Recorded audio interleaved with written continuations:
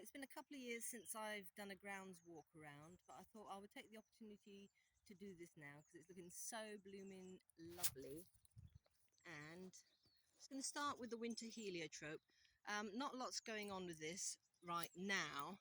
We've sort of missed the flowering season, which is December to January, but next year, if you see this with its little sort of pinky flowers, they don't look like much, but they smell amazing. And what's really nice about this year is a lot of the stuff that I've been putting in to try and encourage a bit of joy in the dead bank. Things are really starting to settle in. So a lot of the vinca, the periwinkle, has been moved from all around the farm up here. And I kind of feel like this is the first year it's really started to establish in the bank. Not this bit. The trouble with this bank is it's mostly rubble.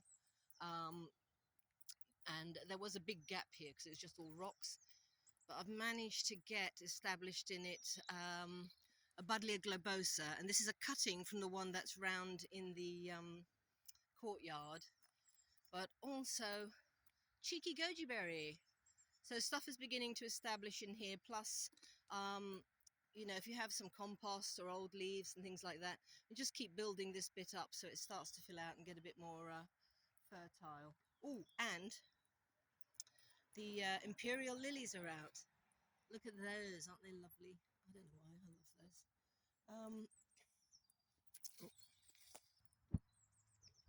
those. So this bit was problematic because it's in the shade of the oak tree, but I've really noticed this year more than previously how the leucodium has really settled in, and all these came from bulbs that I found around the back of the White House.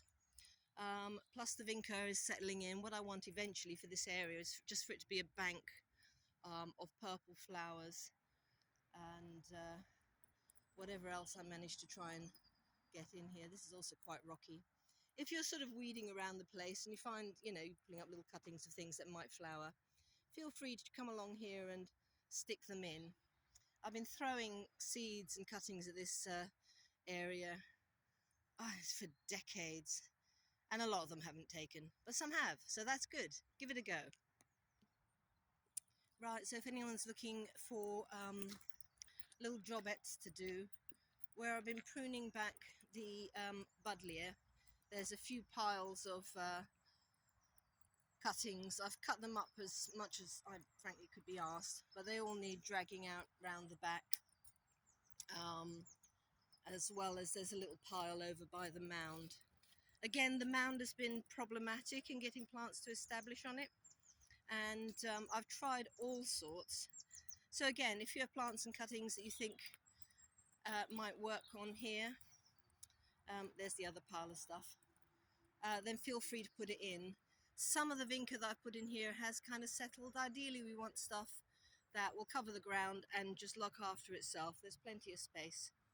Oh, and these bits of the buddleia, I'm going to keep to try and establish a dead hedge around the back or around the side of the caravan. Various tenants have left sort of legacies of trees around. Obviously, we've got the aces donated by Hazel and Keith Albarn. But we've also got this tree, which some of you might not realise, that we planted in memory of Natasha Carlsberg, who was a tenant here, who sadly died a few years ago. And she used to do a lot of the gardening work. She actually put the pond in and stuff like that. And in case you're wondering about the pond, it's a nature pond. I try and keep on top of it as far as stuff falling into it goes, so it looks after itself. But this area, it's looking a bit untidy, but all these little lumpy sculptures here are Natasha's. So this is kind of like a little memorial to her and her work. So huge thanks to Gary and Son for clearing and levelling the terrible allotment failure. What I have noticed is some of these, God, I forgot what they're called. They have those amazing red spathes of stinky flowers in the summer. There's a few of these popping up in what used to be the scented bed. Oh, that's not. That looks like an arum. Anyway, don't mow these or pull them up. I will transplant them at some point. They probably won't flower this year, but there's quite a few popping up, and I might try and get them established into the dry border. And what we have here is honeysuckle is self-planted, but we've got a josterberry there. We did have raspberries, but they seem not to have made it. But the josterberry has really lovely, like a black currant, but slightly sweeter. You can just eat them straight off the thing. Of the attempted orchard, 2 trees have survived. I believe they're both apples. I've just put some stuff around the stalks because I've noticed that things have been eating the sap, either deer or rabbits. Oh, I've just noticed a stray rhubarb, which didn't get moved. So I'll either move that later. If anyone wants a rhubarb, there it is. So if these branches aren't too rotten, we could also try and use those to create the dead hedge, which I'm thinking of trying to put in along this back border here, just to create a bit more of a border between us and the field. It might be an idea to move these over into the hedge area, because I think there's some bluebells trying to come up underneath it, and if we clear that, that'll just make this area easier to mow. Same with the tyres. What a stupid idea that was. Yeah, just move them over and help to reinforce that border. These are exciting. I don't know where they came from, but I feel like they could be very useful for dead hedgery or something in the future.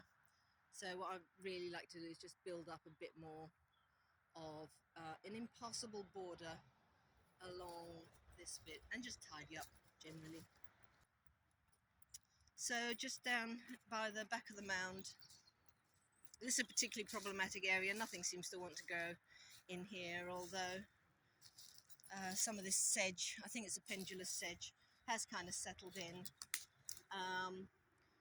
That was a large buddleia, and I realised when I took all this down that I'm throwing it on top of the stuff that I cut a couple of years ago. So, and I haven't had a chance to snip this into smaller bits. So if somebody's got a pair of loppers, that might be an idea. And this can go along here just to help build up that sort of border.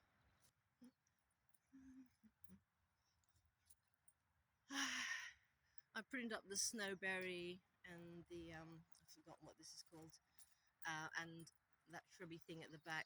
I haven't raked this all up yet, and there's a bit more buddleia here which will sort of need raking up.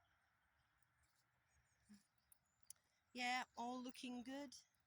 Now all these violets here are sweet violets, Viola odorata, and if you can be bothered to pick all the teeny tiny flowers, I have in the past made a very nice syrup from them, which is almost purpley in colour, but also it's kind of like litmus syrup, so it'll change colour depending on the mixer that you put with it.